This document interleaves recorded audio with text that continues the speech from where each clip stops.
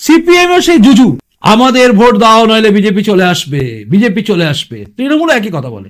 মুসলিমদের এই ভয় দেখিয়ে নিজেদের ঝাঁপিতে সব ভোটগুলো নিয়ে নিয়েছে। যার জন্য মমতা বন্দ্যোপাধ্যায় বলেন দুধ দেওয়া গরু লাথি সহ্য করতে। তো সেই সমীকরণ মানে মুসলিম ভোট ছাড়া জেতা যাবে না, যেটা অনেকেই বিশ্বাস করেন। যার জন্য অনেকেই বলছেন যে একদিকের ভোট নিয়ে কি হবে, শুভেন্দু অধিকারী যেটা বলছে সেটা ঠিক নয়।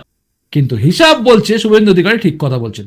আসলে শুভেন্দু অধিকারী কি বলেছেন সেটা আপনি একটু ধৈর্য ধরে শুনুন। সিগন্যাল এইটা যদি 26-এ পশ্চিমবাংলার বিশেষ করে 220 সিটে, যেখানে আপনার হিন্দুরা চাইলে এই ধরনের জোট বেঁধে তাদের মনোনীত প্রার্থীকে জিতিয়ে দিতে পারেন, মুসলিমরা ফ্যাক্টর হবে না।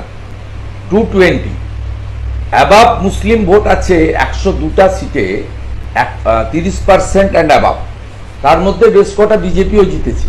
30%-এর উপরেও বেশ কিছু সিট আছে যেখানে লাস্ট 21-এ বিজেপিও জিতেছে, সংখ্যাটা কম হলেও। কিন্তু যেখানে আপনি কিছু করতে পারবেন না সেটা হচ্ছে 74।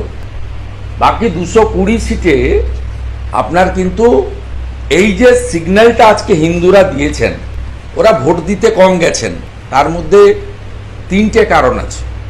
আমরা সেটা আগেই জানতাম। এক হচ্ছে উপনির্বাচন, উৎসাহ নেই। আমাদের 8-10 হাজার পরিযায়ী শ্রমিক হিন্দু বলেছে আমরা যাব না, জেনারেল ইলেকশনে যাব। এটাতে তো সরকার পরিবর্তন হবে না, আর আমরা যাওয়ার পরেও মার্জিন হয়তো কমবে, আপনারা জিততে পারবেন না।